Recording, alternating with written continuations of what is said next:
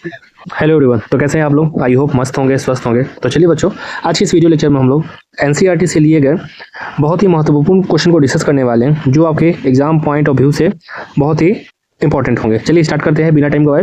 पहला प्रश्न हमारा कुछ इस प्रकार है, निम्नलिखित में से किस प्रकार की वनस्पति 200 सेंटीमीटर से अधिक वर्षा वाले क्षेत्र में पाई जाती है? तो बहुत ही इसका आसान जवाब है उष्ण कटिबंधीय सदाबहार वन। जहाँ ज़्यादा वर्षा होगी सदाबहार वहाँ वन रहेगा। ठीक है, चलिए तो ऑप्शन तो बी होगा। अब इसकी हम लोग थोड़ा व्याख्या को अच्छे से देख लें। उष्ण कटिबंधीय सदाबहार वन, वर्षा वन भी से कहते हैं, उन क्षेत्रों में पाए जाते हैं जहां 200 सेंटीमीटर से अधिक वर्षा होती है और शुष्क मौसम कम समय के लिए होता है। ये वन घने बहुस्तरीय होते हैं और इनके पेड़ों के पत्ते झड़ने का कोई निश्चित समय नहीं होता है। ठीक है, चलिए अगला प्रश्न। सिमलीपाल जैव आरक्षित क्षेत्र किस राज्य में है? तो इसका सही आंसर होगा ओडिशा। ठीक है, चलिए अब इसकी व्याख्या को भी देख लीजिए। सिमलीपाल जैव आरक्षित क्षेत्र ओडिशा के मयूरभंज जिले में स्थित है। यह यूनेस्को के world network of biosphere reserve का हिस्सा है और अपने बाघों और हाथियों के लिए प्रसिद्ध है। ठीक है, चलिए अब हम लोग तीसरा क्वेश्चन को डिस्कस करते हैं। उष्ण कटिबंधीय पर्णपाती वनों में कौन सा वृक्ष सबसे प्रमुख है? ठीक है, तो इसका सबसे सही आंसर होगा सागौन। ठीक है, याद रखिएगा सागौन। रबर, शीशम, महोगनी ये सदाबहार वन है। ठीक है, पर्णपाती वन वैसे वन होते हैं जो अपनी पत्तियों को गिरा देते हैं, है ना, समय समय पर। तो इसका सही आंसर होगा उष्ण कटिबंधीय पर्णपाती वनों का सबसे प्रमुख पेड़ है सागौन। चलिए इसकी व्याख्या को भी पढ़ लीजिए। सागौन उष्ण कटिबंधीय पर्णपाती मानसूनी वनों की सबसे प्रमुख प्रजाति है। अन्य महत्वपूर्ण प्रजातियों में बांस, शीशम, चंदन, साल, खैर, कुसुम, अर्जुन और शहतूत शामिल है। चलिए अब अगला प्रश्न को देखते हैं।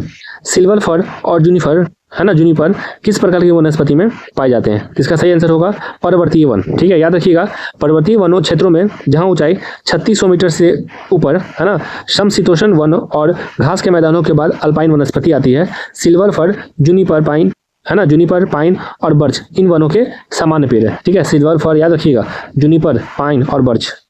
चलिए बिना टाइम गवाए हम लोग अगले प्रश्न पे आते हैं। रॉयल बंगाल टाइगर किन वनों का प्रसिद्ध जानवर है? ठीक है, तो इसका सही आंसर होगा मैंग्रोव वन। ठीक है, ऑप्शन नंबर बी।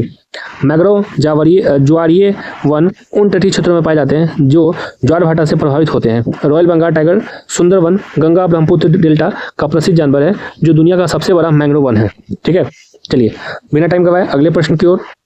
निम्नलिखित में से कौन भारत की लुप्त प्राय प्रजाति है? लुप्त प्राय, है ना, तो इसका सही आंसर होगा उपरोक्त सभी। मोर भी है, गंडा भी है और भारतीय शेर भी है।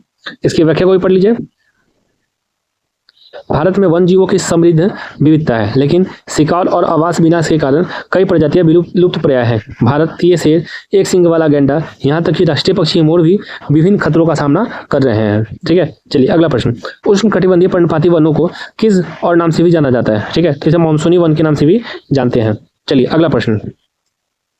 70 सेंटीमीटर से कम वर्षा वाले क्षेत्रों में किस प्रकार की वनस्पति पाई जाती है? ठीक है, तो इसका सही आंसर होगा कटीले, ठीक है, वन और झाड़ियाँ। इसकी व्याख्या को भी अच्छे से पढ़िए।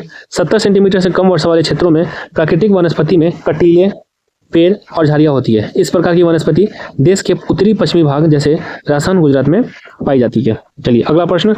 नीलगिरी बायोस्फीयर रिजर्व निम्नलिखित में से किन राज्यों में स्थित है? नीलगिरी, ठीक है, तो इसका आंसर होगा तमिलनाडु, केरल और कर्नाटका। ठीक है, तमिलनाडु, केरल और कर्नाटक। चलिए इसी व्याख्या को पढ़िए। नीलगिरी बायोस्फीयर रिजर्व दक्षिण भारत की पश्चिमी घाट और नीलगिरी पहाड़ियों में स्थित एक अंतर्राष्ट्रीय बायोस्फीयर रिजर्व है जो तमिलनाडु, केरल और कर्नाटक में फैला हुआ है। चलिए अगला प्रश्न। भारत में लगभग फूलों के पौधों की संख्या कितनी है? कुल संख्या। ठीक है, इसका सही आंसर होगा 15,000। 15,000 के आसपास फूलों के पेड़ों की पौधों की संख्या है। अगला प्रश्न। आयुर्वेद में रक्तचाप इलाज के लिए कौन उपयोग किया जाता है ना, किसका उपयोग किया जाता है? इसका सही आंसर होगा सर्वगंधा। ठीक है, सर्वगंधा का उपयोग रक्तचाप के इलाज के लिए किया जाता है। यह केवल भारत में पाया जाता है। भारत प्राचीन काल से ही अपनी जड़ी बूटियों और मसालों के लिए जाना जाता है। अगला प्रश्न। याक और जंगली बैल किस क्षेत्र में पाए जाते हैं? तो आंसर होगा लद्दाख।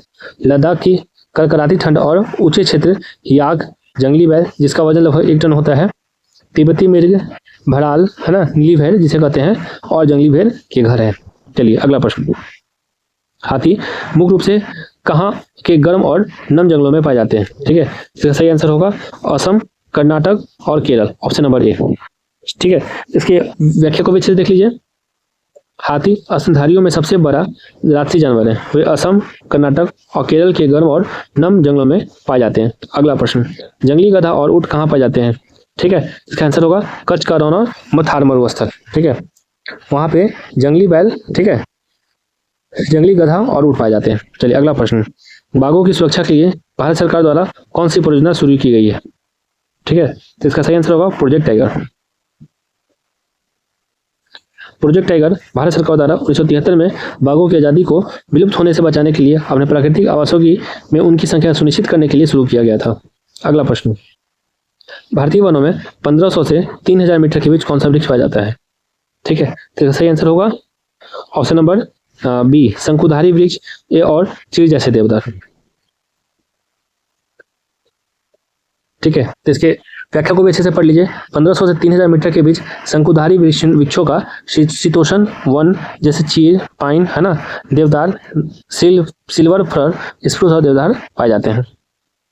अगला प्रश्न, निम्नलिखित में से कौन सा कारक किसी स्थान की वनस्पति और वन जीवों को प्रभावित नहीं करता है?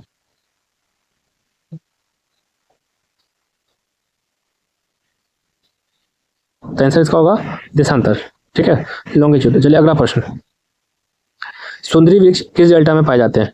ठीक है, तो इसका सही आंसर होगा गंगा ब्रह्मपुत्र डेल्टा। ठीक है, चलिए अगला प्रश्न, भारत में कितने नेशनल पार्क एनसीईआरटी कक्षा 9 के डाटा के अनुसार है? ठीक है, टोटल नेशनल पार्क 103 है। ठीक है, याद रखिएगा। अगला प्रश्न, प्राकृतिक वनस्पति का अर्थ क्या होता है? ठीक है, तो इसका सही व्याख्या जो होगा, आंसर जो है वह होगा ऑप्शन नंबर बी। इसकी व्याख्या को भी देख लीजिए। प्राकृतिक वनस्पति का अर्थ है पौधों का वह समूह जो बिना मानवीय सहायता के प्राकृतिक रूप से उगता है और लंबे समय तक मानव द्वारा अछूता रहता है। इसे अक्षत वनस्पति, वर्जिन वेजिटेशन भी कहा जाता है। चलिए, तो आज के लिए इतना ही। नेक्स्ट वीडियो में हम लोग और भी महत्वपूर्ण क्वेश्चन को डिस्कस करेंगे। धन्यवाद।